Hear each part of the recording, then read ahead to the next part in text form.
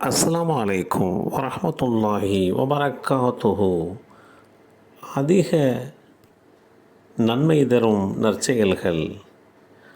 Abu Hurairah ரலியல்லாஹு அன்ஹு அவர்கள் அறிவித்தார்கள், ஒருவர் அல்லாஹுடைய தூதர் ஸல்லல்லாஹு அலைஹி வஸல்லம் அவர்களிடம் வந்து, அல்லாஹுடைய தூதர் அவர்களே, அதிக நன்மையுள்ள தர்மம் எது என்று கேட்டார். நீர் ஆரோக்கியமுள்ளவராகவும் பொருள் தேவையுடையவராகவும் வறுமையை பயப்படுபவராகவும் செல்வத்தில் ஆசை உள்ளவராகவும் இருக்கும் நிலையில் தர்மம் செய்வதே அதிக நன்மையுள்ளதாகும்.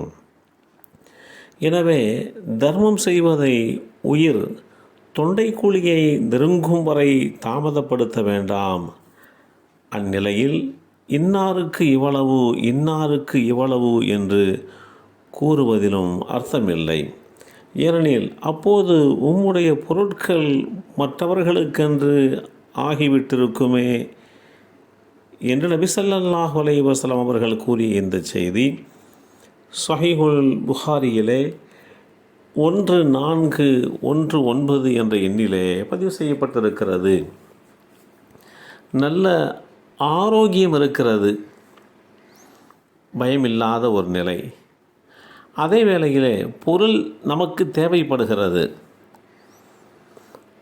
வறுமை, நாம் இருப்பதை கொடுத்துவிட்டால் வறுமையில் மாட்டிக்கொள்வோமோ என்ற ஒரு உறுத்துதல், அச்ச நிலை இருக்கிறது. செல்வம் நமக்கு தேவைப்படக்கூடிய ஒரு நிலையும் இருக்கிறது. இப்படிப்பட்ட நிலையிலே தான் தர்மம் செய்வது அதிக நன்மைகளை தருவதாகும்.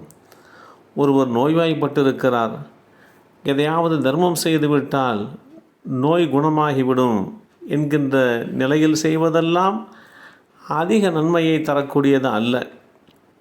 மாறாக ஆரோக்கியத்தோடு இருக்கிறார், அதே வேளையிலே பொருள் தேவையுடையவராக இருக்கிறார். இந்த வேளையில் செய்யப்படுகின்ற தர்மம்தான் அதிக நன்மைகளை பெற்றுக் கொடுக்கும் என்று நபி ஸல்லல்லாஹு அலைஹி வஸல்லம் அவர்கள் தெளிவுபடுத்தியிருக்கிறார்கள். அல்லாஹ் மனித சமுதாயத்தை உன்னதமான உயர்வான படைப்பாக படைத்திருக்கிறான். மனிதர்களுக்கு வழங்கியுள்ள மிக பெரும் அருட்கொடை வாழ்க்கை. வாழ்க்கை என்று ஒன்று இருந்தால்தான் நல்லறங்கள் செய்ய முடியும். அது இல்லை என்றால் எதுவும் செய்ய முடியாது.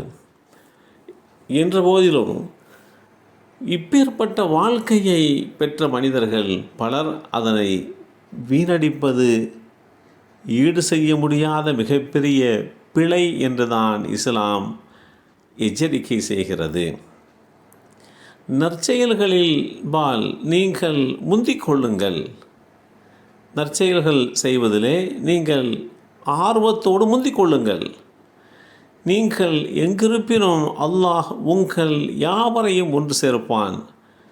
நிச்சயமாக அல்லாஹ் எல்லா பொருட்களின் மீதும் பேராற்றல் மிக்கவன் என்று குறிப்பிடுகின்ற இந்த செய்தி அல் குர்ஆன் அத்தியாயம் 2 சூரத்துல் பக்ரா வசனம் 148 தெளிவுபடுத்தப்பட்டிருக்கிறது.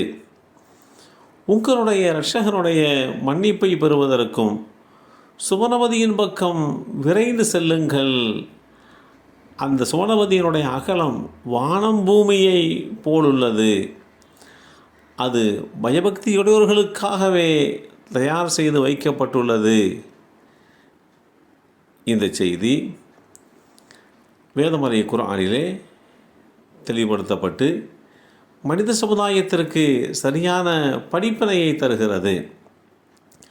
அல்லாஹுடைய தூதர் ஸல்லல்லாஹு அலைஹி வஸல்லம் அவர்கள் கூறினார்கள், இருள் மிகுந்த இரவில் பகுதிகளை போன்ற குழப்பங்கள் தோன்றுவதற்கு முன் விரைவாக நற்செயல்கள் செய்து கொள்ளுங்கள். அந்த குழப்பங்களின் போது காலையில் விசுவாசியாக இருக்கும் ஒரு மனிதர் மாலையில் மறுப்பாளராக மாறிவிடுவார். மாலையில் விசுவாசியாக இருக்கும் ஒருவர் காலையில் மறுப்பாளராக மாறிவிடுவார். இவ்வுலகின் அற்ப சுகங்களுக்கு தனது மார்க்கத்தையே அவர் விற்றுவிடுவார் என்றும் எச்சரிக்கை செய்து கொண்டு, நீங்கள் கிடைத்த காலத்தில் அதிகமாக நன்மைகளை செய்யுங்கள், காலதாமதப்படுத்தாதீர்கள். உங்களுக்கு எதில் அதிக நன்மை கிடைக்கும் என்பதை புரிந்து அமல் செய்யுங்கள். அல்லாஹ் அருள்பாலிப்பானாக. அஸ்ஸலாமு அலைக்கும் வரஹ்மத்துல்லாஹி வபரகாத்துஹு.